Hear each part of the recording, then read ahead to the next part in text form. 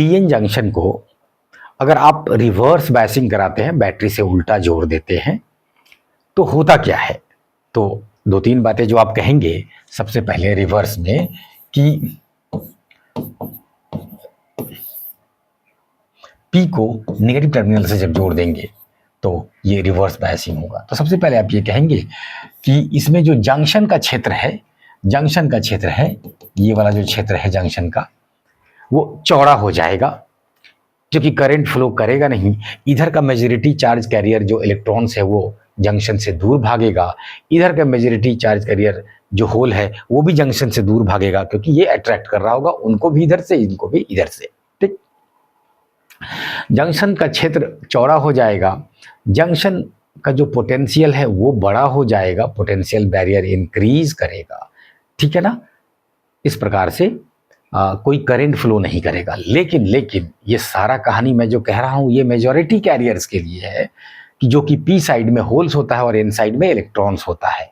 लेकिन सवाल ये उठता है कि थोड़े थोड़े माइनॉरिटी कैरियर्स तो दोनों तरफ है ना, तो वो तो उल्टा बात करेंगे। तो माइनॉरिटी कैरियर्स की वजह से एक छोटा करंट पाया जाएगा रिवर्स में। ठीक है ना?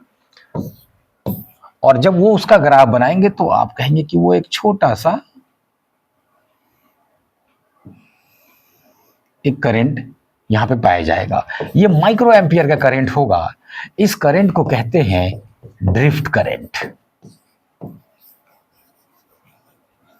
जो माइनॉरिटी चार्ज कैरियर्स की वजह से होगा, ड्रिफ्ट करंट। फॉरवर्ड में जो होता है आप जानते हैं, ये एक बड़ा करंट होगा इसके मुकाबले, ये मिली एम्पियर में, मतलब 1000 गुना बड़ा हो गया ना मिली। ये एक ही ग्राफ पे दिखा रहा है, ध्यान रखिए, लेकिन ये है दोनों का स्केल अलग अलग।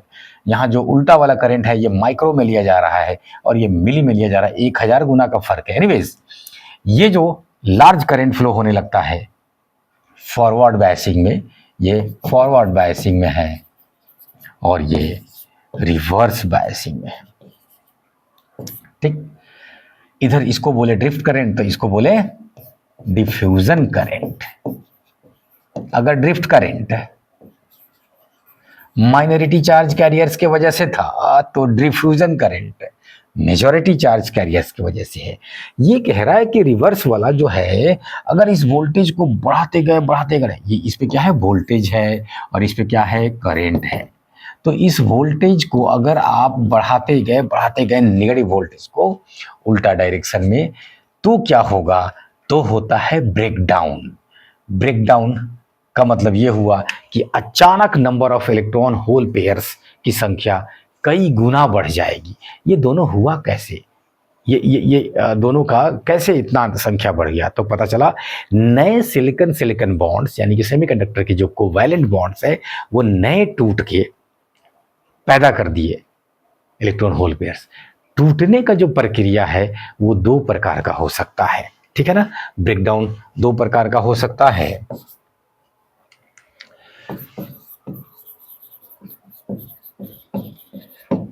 ठीक है ना?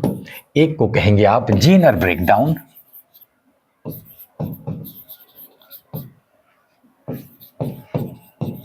और दूसरे को कहेंगे आप एवलांच ब्रेकडाउन। एवलांच नाम जो आता है ना, ये अगर आप न्यूज़पेपर्स वगैरह कभी पढ़ते हो तो उसमें ये नाम आपको मिलेगा। पहाड़ों पे क्या होता है कि ऊपर में पत्थर एक दो घसका, आगे जैसे बढ़ा तो वो और पत्थरों से टकरा के और सारे पत्थर बढ़ गए। पता चला ऊपर से चला था कुछ ही पत्थर, और जब नीचे पहुंचा पहाड़ों से, तब तक अच्छा खासा पत्थर मिट्टी सब लेके लैंडस्लाइड करवा दिया। ठीक है ना? तो ये एक जो चला, 1 से 2, 2 से 4, 4 से 8 ऐसे होते गए, एक्सपोनेंशियल इंक्रीज हुआ इनकी संख्या में। That mechanism is called avalanche. तो on the basis of mechanism of breakdown, the breakdown in reverse biasing can be of 2 types. ठीक, एक एवलांच और एक जेनर है।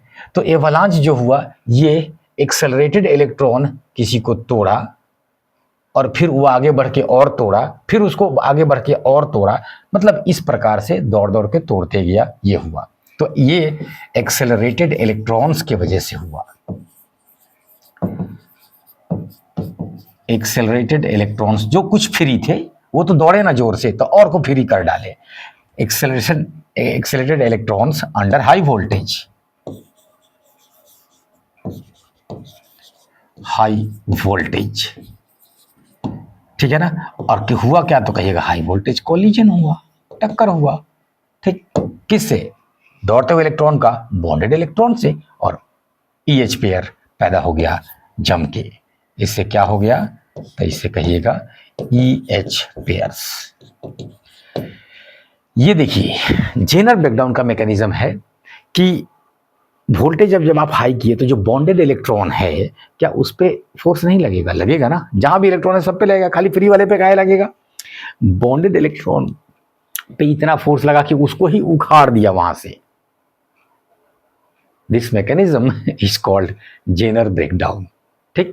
तो हाई वोल्टेज की वजह से जो बॉन्डेड इलेक्ट्रॉन है वही डिसलॉज हो गए, वही टूट गए, ठीक। तो breaking of bonded electrons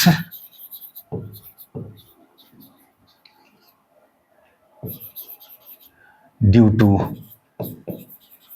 pull of high voltage, इतना ना वोल्टेज तेज किए कि वहां से ले दिया, और फिर इसके वजह से भी क्या हुआ, तो कहिएगा EH पेयर्स पैदा होगा बहुत सारा। तो ध्यान रखिए ये मामला है। एनीवेज जब बात चली है तो ये भी बताते चले कि डोपिंग अगर आप कम रखे हैं तो किसकी संभावना जाते हैं ज्यादा है, किसके ब्रेकडाउन का।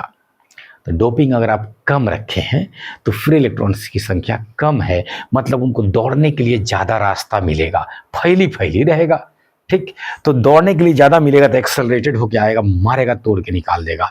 तो अगर आप कम रखे हैं डोपिंग का लेवल तो एवलांच ब्रेकडाउन का संभावना बढ़ जाएगा। डोपिंग ज्यादा रखे तो भीड़ इतना ज्यादा है कि उसके पास दौड़ने का मौका इतना नहीं मिला, तब तक अगला टक्कर हो गया, तो इतना हाई काइनेटिक एनर्जी नहीं मिला उसको। तो वहां पे हाई वोल्टेज करते गए तो जो बॉन्डेड इलेक्ट्रॉन है वही उखड़ गया, ठीक। तो यहाँ पे हाई डोपिंग में ये चांस बढ़ जाएगा और ये लो डोपिंग में इसका संभावना बढ़ जाएगा। तो खास बात थी ये जो मैंने आपको बता दी। अब यहाँ पे हुआ क्या, तो कहिएगा ब्रेकडाउन होते ही अचानक करंट बढ़ जाएगा इस तरह से, ठीक है ना। तो ये जिस वोल्टेज पे हुआ वो ब्रेकडाउन वोल्टेज कहलाता है। एनीवेज उस समय हुआ क्या, तो अचानक करंट बढ़ गया। बस इतना ही पूछ रहा था इसमें, लेकिन हमने कई बातें कवर की